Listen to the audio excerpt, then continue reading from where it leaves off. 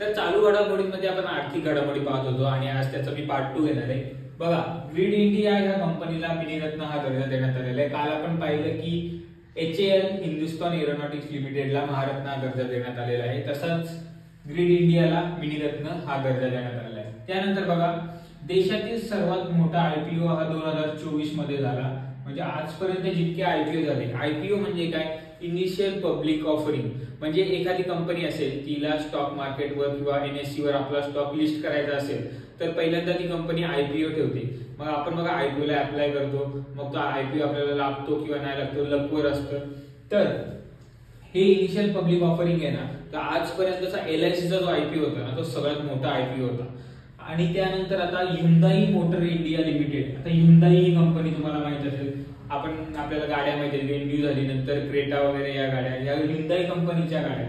तर ह्या कंपनीचा जो IPO झाला तो जवळजवळ 27,870 कोटीचा IPO इनिशियल पब्लिक ऑफरिंग 2024 मध्ये झाला। आणि तो LIC ला सुद्धा त्यांनी मागे टाकला आणि लार्जेस्ट IPO झाला आता इंडियामधला Hyundai मोटर IPO। याआधी ऑटोमोबाईल मध्ये मारुती सुझुकी कंपनी आहे, तिचा IPO आला होता, त्यानंतर डायरेक्ट Hyundai मोटर इंडियाचा IPO 2024 मध्ये आलाय। त्यानंतर बघा, परकीय चलन साठा। परकीय चलन साठा म्हणजे काय माहितीये का, आता सगळ्या जगामध्ये कोणतं चलन आहे की जास्तीत जास्त युज केलं जातं तर ते डॉलर, अमेरिकेचा डॉलर। आणि ह्या डॉलरची ना प्रत्येक देशाला एक साठा करून ठेवावा लागतो, म्हणजे काहीतरी रक्कम ठेवावी लागते। तर आपल्या इंडियामध्ये जो डॉलरचा परकीय चलन साठा आहे ना, तो जवळजवळ 700 अब्ज डॉलर त्याने आता क्रॉस केलाय 2024 मध्ये। म्हणजे 700 अब्ज डॉलरपेक्षा जास्त परकीय साठा आपण आता बनवलेला आहे इंडियामध्ये। आणि जगामध्ये बाकी कोणत्या देशांकडे हा परकीय चलन खूप मोठ्या प्रमाणात आहे, तर सगळ्यात जास्त चीनकडे।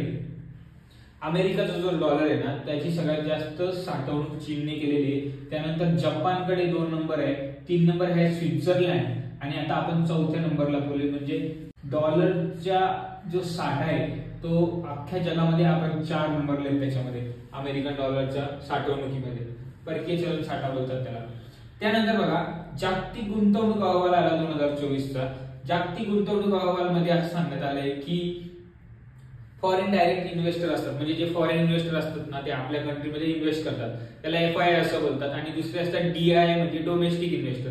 तर स्टॉक मार्केट मागच्या काही महिन्यांपासून डाऊन काय, कारण जे फॉरेन इन्व्हेस्टर आहेत ना, ते त्यांचा पैसा काढून घेत आहे, म्हणजे त्यांची गुंतवणूक ते कमी करताय। आणि तुम्हाला त्या अहवालामध्ये पण दिसून येईल की बघा, 2022 मध्ये जवळजवळ 49 अब्ज त्या फॉरेन इन्व्हेस्टरने इंडियामध्ये इन्व्हेस्ट केले होते। आणि 2023 मध्ये तो आकडा कितीवर आलाय, 28 अब्जवर आलाय। म्हणजे बघा, कमी झाला ना, जवळजवळ 43% तो आकडा कमी झालाय। म्हणजे फॉरेन इन्व्हेस्टमेंट जे आहे जागतिक गुंतवणूक अहवालानुसार भारतामध्ये 2022-23 मध्ये बघा किती 43% कमी झाले। आधी आपण फॉरेन इन्व्हेस्टर मध्ये 8 प्लेसला होतो, 8व्या स्थानी होतो, आता आपण 15व्या स्थानी गेलोय। म्हणजे फॉरेन इन्व्हेस्टरने आपली इंडियामध्ये इन्व्हेस्टमेंट कमी केले। आता FDI प्राप्त देश कोणते आहेत बघा, सगळ्यात जास्त त्यांच्याकडे फॉरेन इन्व्हेस्टमेंट आहे। अमेरिकेमध्ये सगळ्यात जास्त 1 नंबरला आहे की ज्यांच्याकडे बाहेरचे देश येऊन आणि त्यांच्या अमेरिकेमध्ये इन्व्हेस्ट करतात। नंतर चीन 2 नंबरला आहे, सिंगापूर 3 नंबरला आहे, हाँगकाँग आणि नंतर ब्राझील हा 5 नंबरला आहे। आता महाराष्ट्राच्या MPSC मध्ये किंवा सरळ सेवेमध्ये हा प्रश्न तुम्हाला हमखास विचारला जाऊ शकतो। तो पुढचा प्रश्न बघा, पोर्टवर आधारित आहे। वाढवण बंदर, तुम्ही ऐकलं असेल की नरेंद्र मोदी जे ते पालघरला आले होते आणि त्यांनी पालघरमध्ये एका बंदराचं जे आहे इनॉग्रेशन केलं होतं। ते बंदर म्हणजे वाढवण बंदर, हे बंदर आहे पालघर। जसं आपण शहापूर, वाडा, नंतर पुढे जातो पालघर, तर अरबी समुद्राची कोस्ट लाईन आहे ना, तिथे हे वाढवण बंदर आहे। तलासरी इथे पालघर वगैरे, तर तिथे हे वाढवण बंदर। आणि हे बंदर विशेष काय आहे, तर हे भारतातील 13वे बंदर आहे आणि महाराष्ट्रातील 3रे प्रमुख बंदर आहे। आता महाराष्ट्रात आधीची 2 बंदरं कोणती महत्वाची आहेत, तर एक मुंबई पोर्ट तुम्हाला माहित असेल, नंतर JNPT जवाहरलाल नेहरू पोर्ट जे आहे ते पण सुद्धा मुंबईमध्येच आहे। आणि हे आता 3रे वाढवण बंदर महाराष्ट्रातील प्रमुख बंदर झालेले आहे। नंतर हे भारतातील सगळ्यात जास्त खोली असलेलं बंदर आहे। याची खोली किती आहे, तर 20.20 मीटर किंवा तुम्ही 66 फीट बोलू शकता।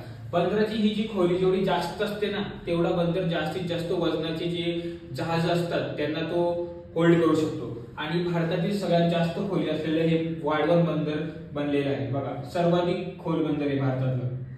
आणि बंदराची क्षमता किती आहे, तर 300 दशलक्ष टन प्रतिवर्ष या बंदराची क्षमता आहे। तर हे नाव तुम्ही लक्षात ठेवा. वाढवण बंदर भारतातील सर्वात खोल बंदर, 20.20 मीटर किंवा 66 फीट या बंदराची खोली आहे. The depth of the port is 20.20 metres. आणि हे महाराष्ट्रातील तिसरे प्रमुख बंदर आहे. मुंबई पोर्ट, नंतर JNPT आणि नंतर वाढवण बंदर कुठे येते? पालघरला आहे. अरबी समुद्र किनाऱ्यावर आहे हे बंदर आणि भारतातले 13वे बंदर आहे. नरेंद्र मोदींनी या बंदराची पायाभरणी केलेली आहे. तर हे झाले चालू घडामोडी आर्थिक घडामोडी पार्ट 2. आता भेटूया आपण पार्ट 3 मध्ये.